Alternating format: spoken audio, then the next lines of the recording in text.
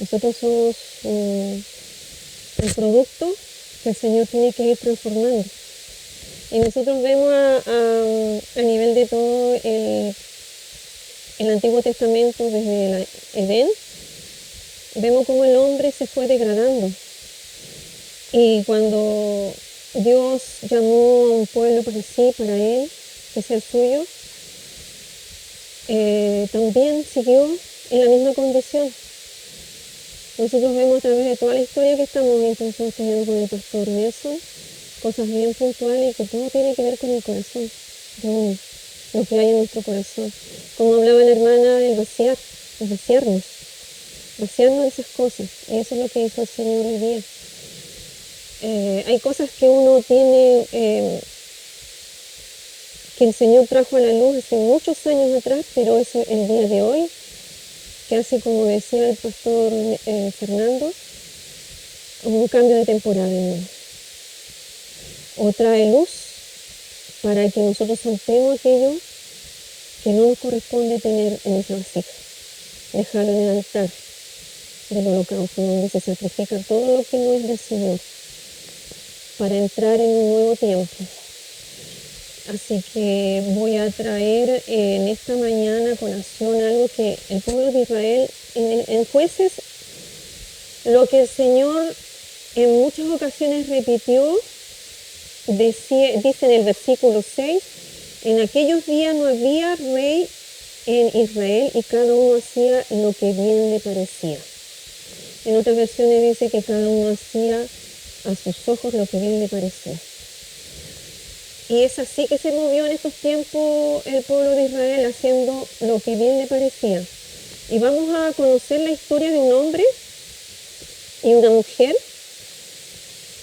Y empieza en el versículo 1 diciendo: hubo un hombre del monte de Efraín que se llamaba Micaía, el cual dijo a su madre: los 1100 ciclos de plata que te fueron hurtados, acerca de los cuales maldijiste y de los cuales me hablaste, he aquí el dinero que está en mi poder. Yo lo tomé. Entonces la madre dijo: bendito sea de Jehová, hijo mío. Y él devolvió los 1100 ciclos de plata a su madre, y su madre dijo: en verdad he dedicado el dinero a Jehová por mi hijo, para hacer una imagen de talla y una de fundición. Ahora pues yo te lo devuelvo. Mas él devolvió el dinero a su madre, y tomó su madre 200 ciclos de plata y le dio al fundidor, quien hizo de ellos una imagen de talla y una de fundición, la cual fue puesta en la casa de Micaía. Y este hombre, Micaía, tuvo casa de Dios e hizo efod, terafines, y consagró a uno de sus hijos para que fuera sacerdote. En aquellos días, como decía delante, no había rey en Israel, cada uno hacía lo que bien le parecía. Y había un joven de Belén de Judá, de la tribu de Judá, el cual era levita y forastero allí. Y este hombre partió de la ciudad de Belén de Judá para ir a vivir donde pudiera encontrar lugar. Y llegando en su camino al monte de Efraín, vino a casa de Micaía. Y Micaía le dijo: ¿de dónde vienes? Y el levita le respondió: soy de Belén de Judá y voy a vivir donde pueda encontrar lugar. Entonces Micaía le dijo: quédate en mi casa y serás para mí padre y sacerdote. Yo te daré 10 ciclos de plata por año, vestidos y comida. Y el levita se quedó. Agradó pues al levita morar con aquel hombre, y fue para él como uno de sus hijos. Y Micaía consagró al levita, y aquel joven le servía de sacerdote y permaneció en casa de Micaía. Y Micaía dijo: ahora sé que Jehová me prosperará, porque tengo un levita por sacerdote. Esta es una historia de las tantas decadencias del pueblo de Israel. Y esta era una generación nueva después que habían poseído la tierra. Y eso lo podemos ver para tener en contexto, en Jueces 2, versículo 6 y el versículo 10. Aquí es cuando muere Josué. Dice, porque ya Josué había despedido al pueblo, los hijos de Israel se habían ido cada uno a su heredad para poseer. O sea, ellos ya estaban en su heredad. Y en el versículo 9 y 10 dice, aquí ya ha muerto Josué y lo sepultaron en su heredad en Timnat Sera y en el monte de Efraín, al norte del monte de Gaz. Y toda aquella generación también fue reunida a sus padres. O sea, toda esa generación que entró con Josué ya está, había pasado su tiempo. Y se levantó, dice, después de ellos otra generación que no conocía a Jehová, ni la obra que él había hecho por Israel. Entonces acá nosotros vemos que esta nueva generación no era una generación, dice, que no conocía a Jehová, pero no lo conocía no porque no tengan la ley en conocimiento, sino simplemente porque no quisieron hacer la voluntad del Señor. Y también en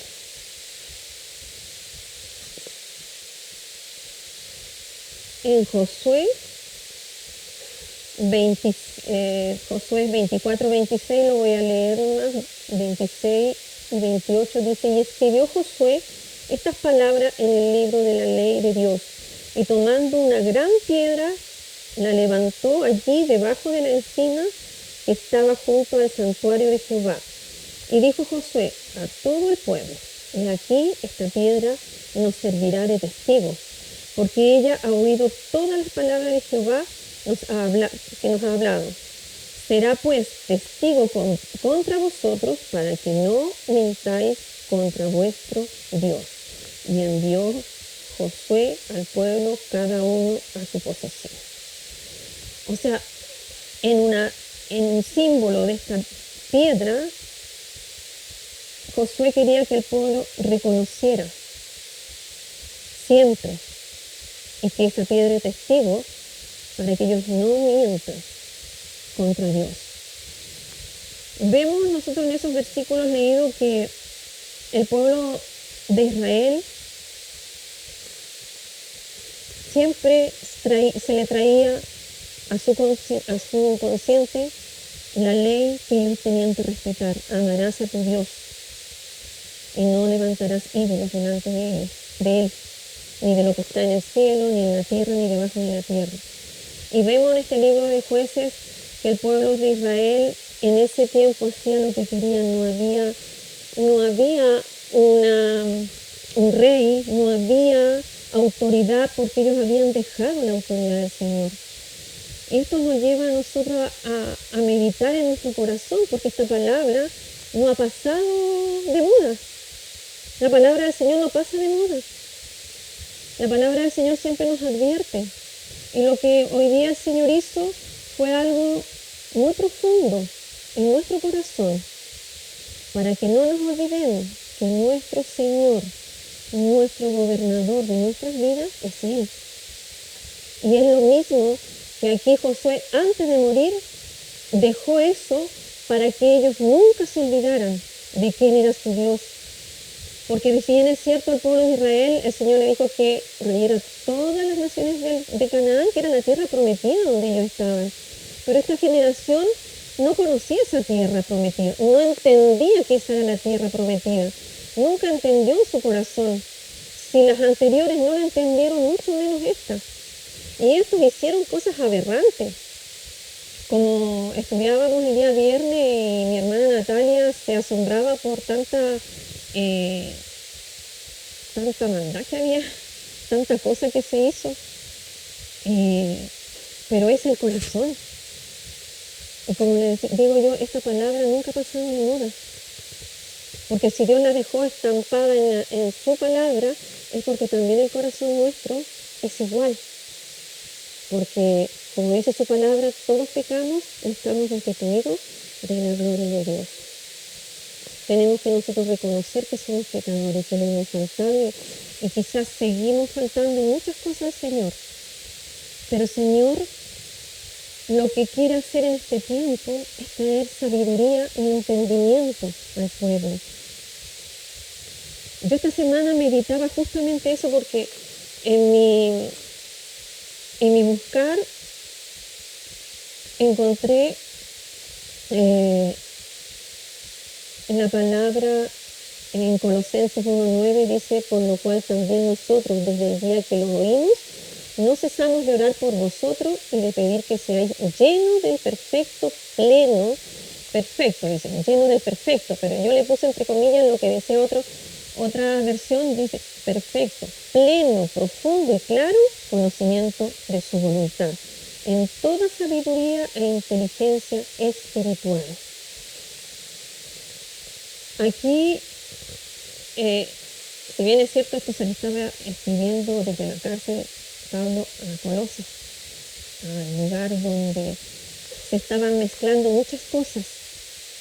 Era una iglesia que no la levantó Pablo, sino él hablaba, bueno, yo creo que muchos ya conocen todas las iglesias que levantó Pablo, no es mi intención llegar a eso, sino tomar esta palabra donde habla del pleno conocimiento de su voluntad y de toda sabiduría e inteligencia espiritual. Y eso es lo que el Señor quiere, y eso es lo que no tenían en este tiempo. Habían torcido sus caminos, habían levantado este hombre, Micaías, por lo que dice la palabra, él vivía con su madre. Y su madre era una mujer que tenía plata, que tenía dinero guardado y el hijo se lo había robado. Ese es el contexto. Había una corrupción familiar ahí. Más encima ella después lo hizo como que no pasó nada porque era su hijo, como que no tomó en cuenta el robo y lo consagró parte del dinero para que su hijo sea el sacerdote. O sea, una corrupción en la familia tremenda. O sea, esto nos deja a nosotros ver la condición profunda del pueblo de Israel, errante en su propia tierra que Dios le había dado. Y también yo le daba gracias al Señor porque nosotros pertenecemos al reino de Dios, no al reino de las tinieblas, porque ya el Señor nos sacó de ahí. Pero sabe que aún perteneciendo al reino del Señor, en muchas cosas andamos errantes en nuestro corazón. Y eso es lo que el Señor igual quiere ir en la profundidad del corazón de nosotros. Y que vayamos a ese altar y nos pongamos ahí, porque somos llamados hijos, un sacrificio. Sacrificios en nosotros tiene que ver con renunciar a todo lo que en nosotros no es lícito ni no es grato delante del Señor. Aún nuestras conductas, nuestra forma de hablar, cómo nos dirigimos. Entonces el Señor está entrando en un tiempo, en una nueva temporada, pero de profunda renuncia en nosotros. Lo último que hablaba el Señor es algo muy profundo. Y que no podemos decir, no, el Señor no me habló a mí. Meditemos en la profundidad de nuestro corazón, si realmente no fue para mí. Entonces, este pueblo, nosotros así, leyendo la historia, decimos, fue tremendo. Y de verdad que fue tremendo. En ese tiempo ellos no tenían la palabra del Señor, pero sí tenían un lugar donde ir y adorar al Señor, pero no, este hombre le plació en su ignorancia, en su distorsión que tenía de lo que era adoración, hacer una casa, como dice más abajo, hacer una casa de dioses, en el versículo 5. Y este hombre, Micaías, tuvo casa de dioses en su ephod y terafines. Bueno, hablamos la otra vez lo que significaban los terafines, que son cosas que nosotros traemos en nuestro corazón como valor. Si hoy lo traemos a nuestra vida, hay cosas que tienen mucho valor para nosotros y que pasan sobre lo que es Dios para nuestra vida y debe ser para nosotros. Muchas cosas, lo más mínimo, hasta nuestros hijos, como esta mujer. No habla de que había un padre, no habla de eso. Puede pensarse que no había papá, había solamente la madre y el hijo. Entonces la madre se vuelve muchas veces como el hijo rey o la hija reina, como una adoración a su hijo, porque es lo único que tiene. Y quiere que no cometa errores, o simplemente solapa los errores del hijo y no lo lleva a confrontar. ¿Ella qué tendría que haber hecho ahí que el hijo le robó los 1100 ciclos de plata? ¿Cuánto puede haber sido esos 1100 ciclos de plata? ¿Un trabajo de un año? O sea, ¿cuánto plata? Mucha. Hablemos en dólares. En euros. Que no más alto. Entonces, si nosotros pensamos en esta historia, vemos que el corazón de las madres, muchas veces, hoy día, y afuera, las madres como son con los hijos, como dice el pastor Fernando, nos deja que en su, ¿cómo se llama? Cuando le dije que sufra nomás, que pase por su quebranto, que pase por su aflicción, porque así aprende. Un niño que una madre lo cría de esa forma, que mi hijito para allá, que todo para acá, realmente no crece un hijo varón 100%, o sea, que vaya formando como varón su carácter, sino un hijo que todo le va a dar temor, después cuando sea grande ya no le va a dar miedo hasta salir de la casa, porque no está con el papá o con la mamá. Criamos hijos sin identidad. Y hoy día la generación y todo lo que se habla del feminismo, la verdad que los hijos de las madres que son feministas van para ese camino. Criar hijos sin normas, sin leyes y sin autoridad.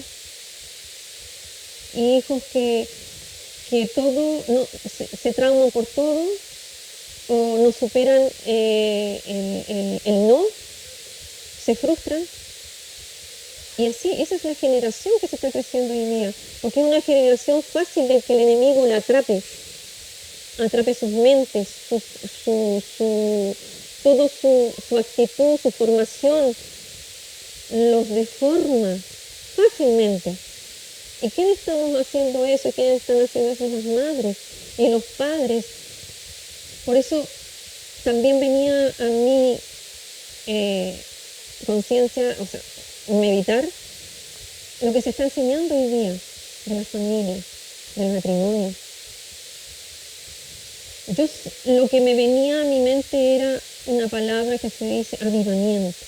El Señor está avivando el corazón, avivando nuestro espíritu. ¿Para qué? Para que entendamos en el tiempo y en la temporada que el Señor está colocando. Y el que no se sube al altar, queda abajo. Porque ahí hay sacrificio. En el altar hay sacrificio. Dejar todo lo que a mí me gusta, todo lo que yo anhelo, dejarlo a los pies del Señor, porque Él hará en el tiempo correcto. Entonces acá nosotros vemos a una familia,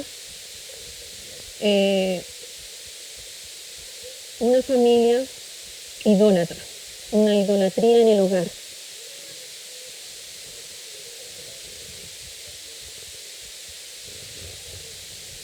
Casi 25 millones de pesos actuales. Harta plata. Más en esa condición que estaba el pueblo de Israel, era plata. Para tomarse un año sabático. Entonces yo creo que, o sea, de hecho acá hay un tema.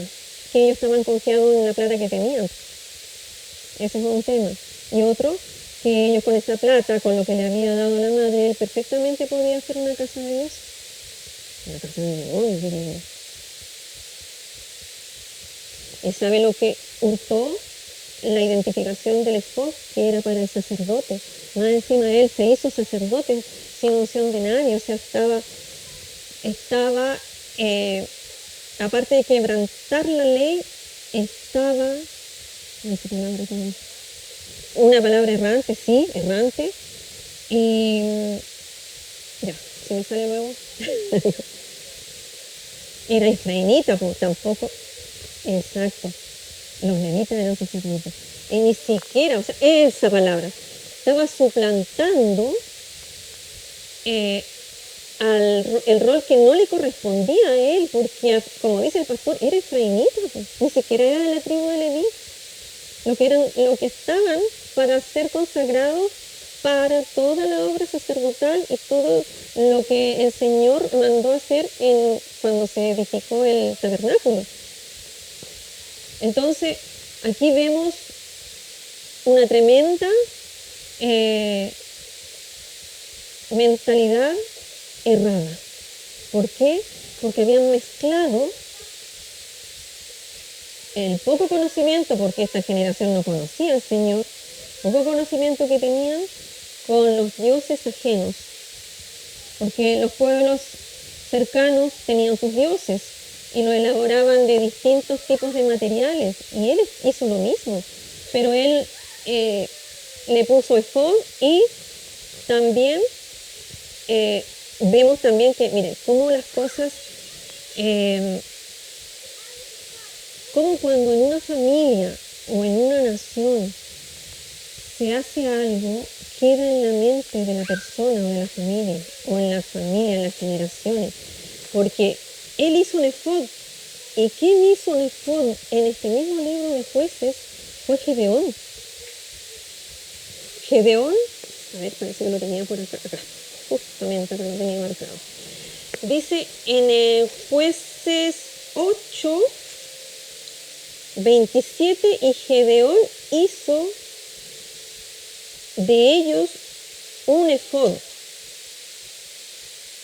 Mire, el 26 dice, y fue el peso de los arcillos de oro que él pidió, 1700 ciclos de oro, sin las planchas, y joyeles, y vestidos de púrpura que traían los reyes de Madián. Y son los collares que traían sus camellos al cuello. Y Gedeón hizo de ellos un efod, y el cual hizo guardar en su ciudad de Ofra, y todo Israel se prostituyó tras de ese efod en aquel lugar.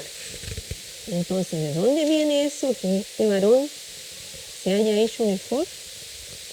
Justamente de ahí. Gedeón fue un varón usado por el Señor, pero también al final cayó en la idolatría y prostituyó lo que era del Señor. Entonces vemos acá que las familias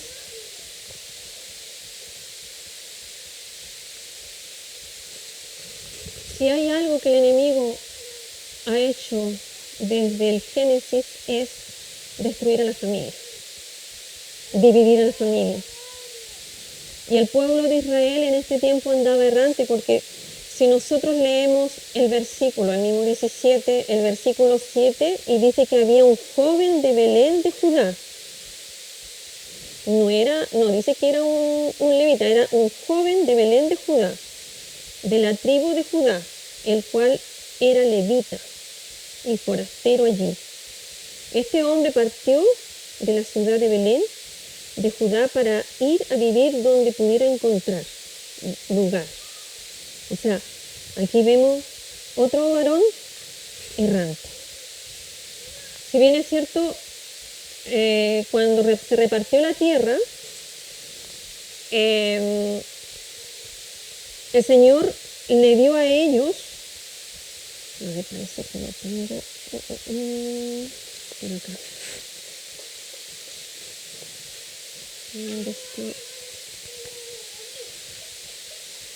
cuando repartió la tierra,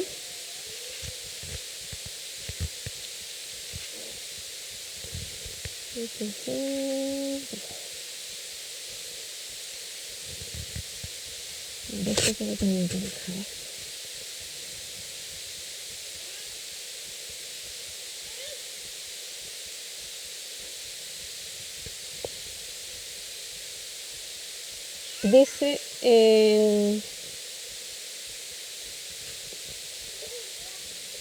en Josué 24, 26. Josué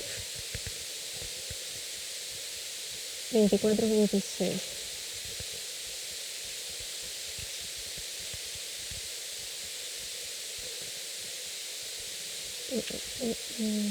No, eso no era. 17.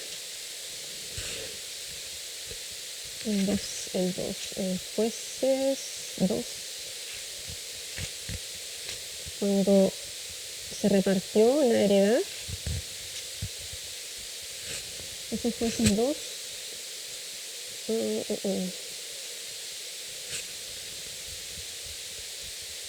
Ya, pero lo voy a parafrasear.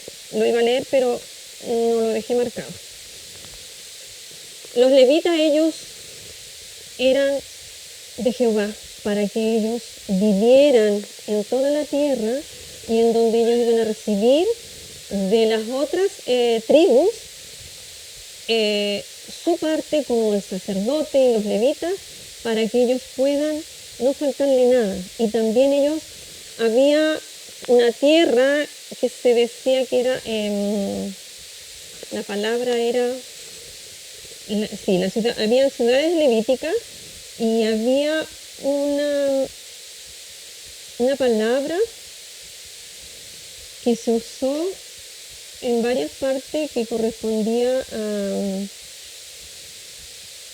a un ejido, que es un terreno comunal donde ellos también podían pastorear y hacer la agricultura. En ejido significaba eso, un terreno comunal de todos. Entonces también los levitas podían hacer también tener sus propios alimentos a través de esas tierras. Y los que tenían que sustentar a los levitas eran justamente las tribus. Entonces, acá nosotros vemos un levita que se dice levita, pero decía que era un joven de Belén de Judá.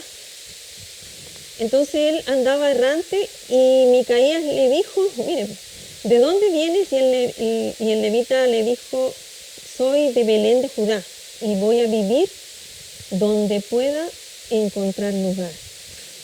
Entonces acá nosotros vemos un joven errante que ahí encontró, era levita, ya, encontró pega, porque él le pagó, le iba a pagar mensualmente. Entonces aquí vemos que el levita se sentía, con todo lo que le había ofrecido, se sentía movido a servir como sacerdote de Micaías, más que nada por las ventajas materiales que él iba a tener, más que por la devoción al Señor, lo material. Y es hoy día algo también que nosotros podemos meditar a través de lo que le pasaba a este levita. Él fue movido por las cosas materiales. Él estaba entregando su sacerdocio, o sea, como levita, como él iba a ser puesto por algo material. Y hoy muchas veces, nosotros vemos alrededor del mundo cómo iglesias se frustran de los demás, de los miembros, tremendas iglesias. Y se levanta mucha riqueza en algunas iglesias internacionales. Entonces, para eso tampoco el Señor tampoco le agrada. O que nuestro ingreso sea más valioso que lo que corresponde al Señor hacer con nosotros, porque nosotros hoy día somos los sacerdotes dentro del pueblo de Dios. Entonces acá, este varón le interesó lo material.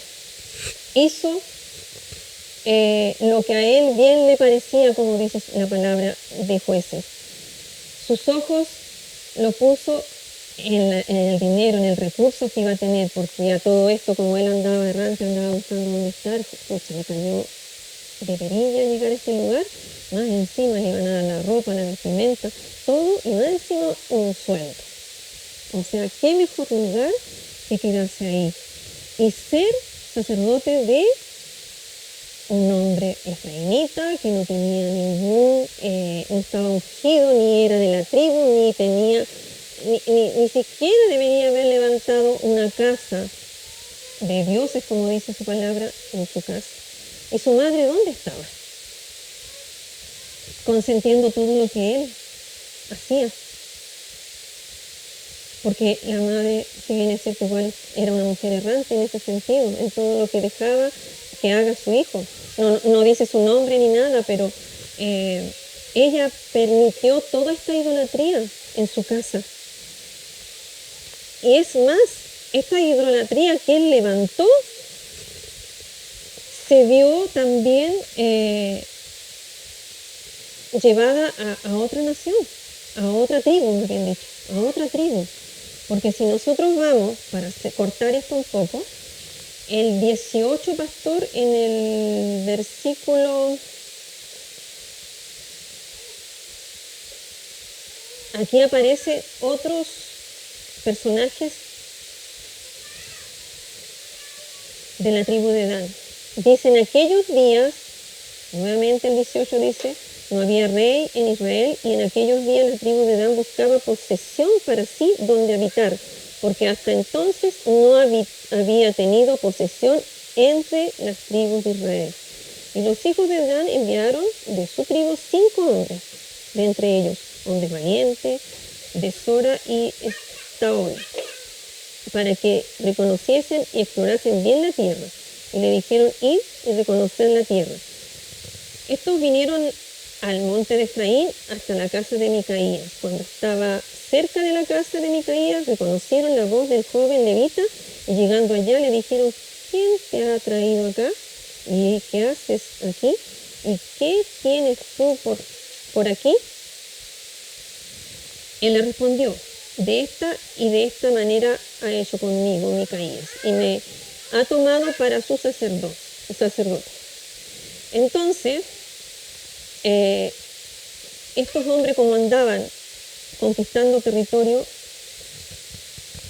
vamos al versículo 18, donde dice, entrando pues aquellos en la casa de Micaías, tomaron la imagen de talla, el efod, los terafines y las imágenes de fundición.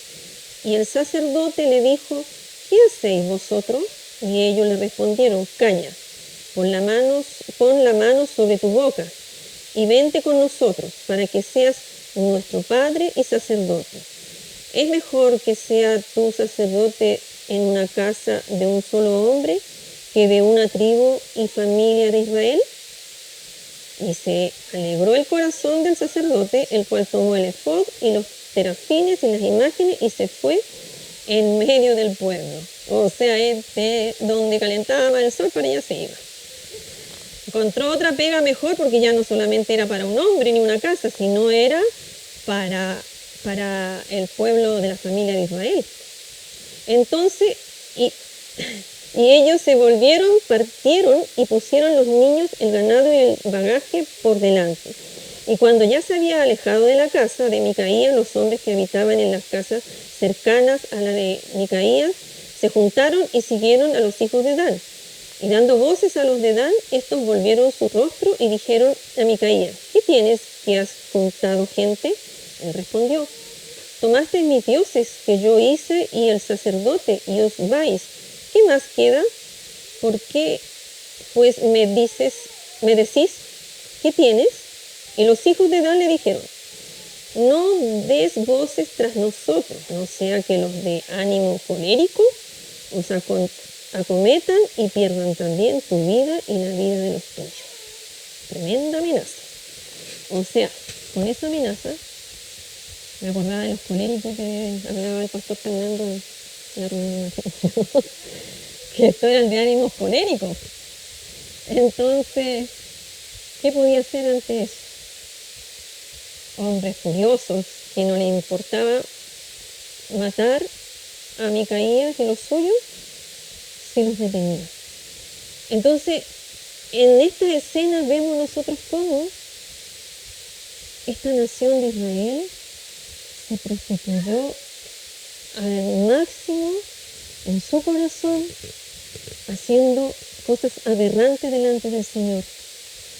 Y esto a nosotros nos trae a colación en que, como dice la palabra del Señor, a lo bueno le llaman malo y a lo malo bueno. O sea, habían contaminado tanto la ley de la nación que ya no sabían que lo que era bueno de lo que era malo, tenían una mente cauterizada, tenían una mente entenebrecida con tantos dioses que pensaban que lo que estaba haciendo estaba bien. ¿Por qué? Porque había un efod, que era un símbolo del sacerdote. Entonces, con esta vida de este personaje y de este acontecimiento, también vemos a través del levita una corrupción religiosa, una confusión dentro de lo que es de Dios y lo que no es de Dios. Y saben que eso también se da en las iglesias de los últimos tiempos, que habla Apocalipsis. Entonces, ¿qué es lo que el Señor está trayendo a quienes hoy día quieren buscar realmente lo bueno delante del Señor? Es sacar a la luz los que nos hacen mal, los que nos detienen, los que hacen que se infiltren en nuestra mente y en nuestro corazón cosas que no son de Dios. Y todo esto puede pasar. Ustedes saben que en las redes sociales hay tanta cosa que se publica que de repente ponemos oído a eso. Y aún porque sea la Biblia lo que están compartiendo, meten cosas que no son del Señor.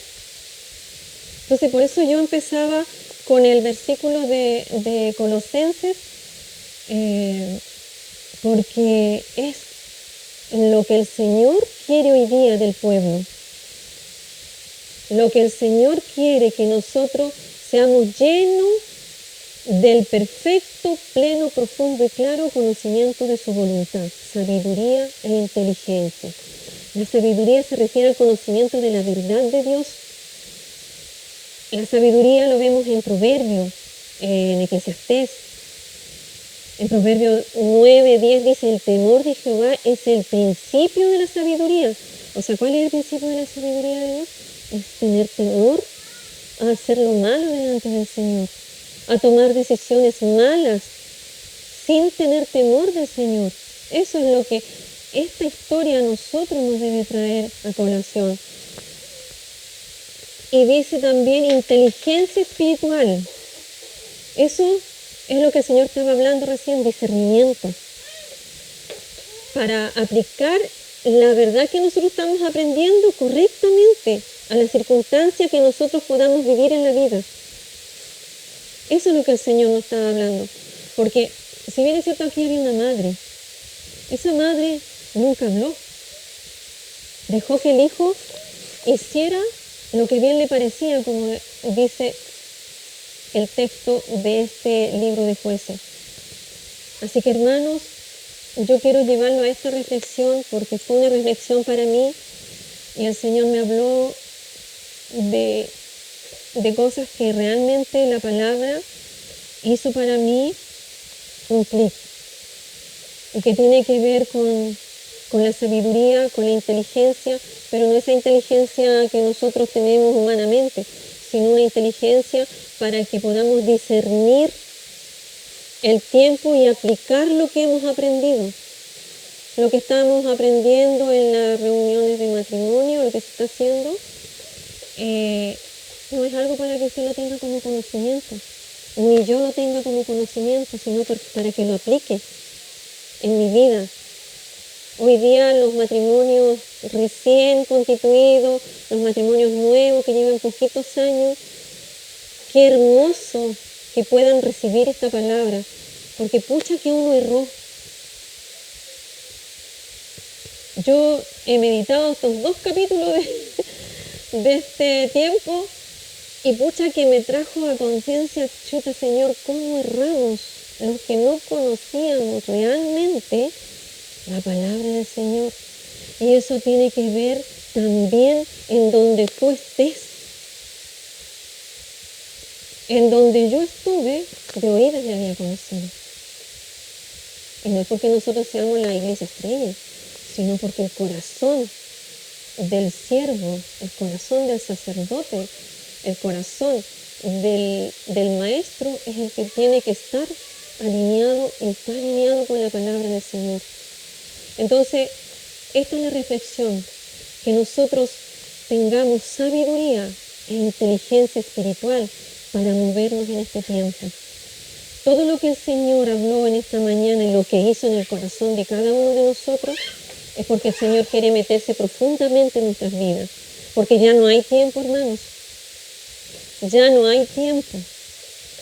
Muchos esperan un tremendo avivamiento del mundo que pensamos, y muchas veces lo pensamos, que se van a llenar las iglesias, que se van a llenar estadios, se van a convertir. No, ese avivamiento empieza en nuestro corazón.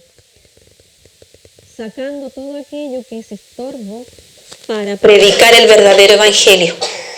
Así que, hermanos amados, los dejo con esta reflexión y en realidad con todo lo que hizo el Señor. Esto es un cierre para entender que errar al blanco es pecado. Porque ese es el pecado que van a hacer, errar al blanco. Hacer lo que yo quiero, lo que yo pienso que es, y se lo dejamos delante del Señor también, pues. Pero al final salimos con la nuestra, haciendo nuestra voluntad. Y eso es lo que hizo acá este joven y esta mujer, pues. Claro, le dio una parte al Señor, pero la otra lo dejó para que su hijo, porque su hijo ese era su anhelo, lo dejó para que su hijo hiciera toda esta idolatría en la casa. Entonces es lo mismo que nosotros humanamente, nuestro corazón es tan engañoso que el Señor hoy día nos trajo a una nueva temporada y empecemos caminando por esa nueva temporada. Lo que el Señor nos habló, lo que te habló a ti, cada uno personal, lo que llegó a tu corazón y te hizo luz en esa parte, no la sueltes, hermano, no la sueltes, hermana. Sigue luchando, porque a medida que tú vas sosteniendo, dejando eso en el Señor y debilitando eso, el Señor te dará la victoria. El Señor me dará la victoria. Pónganse de pie, hermano, vamos a orar. Señor, queremos darte gracias, Señor amado, en esta tarde ya, Señor. Y que tú, Señor amado,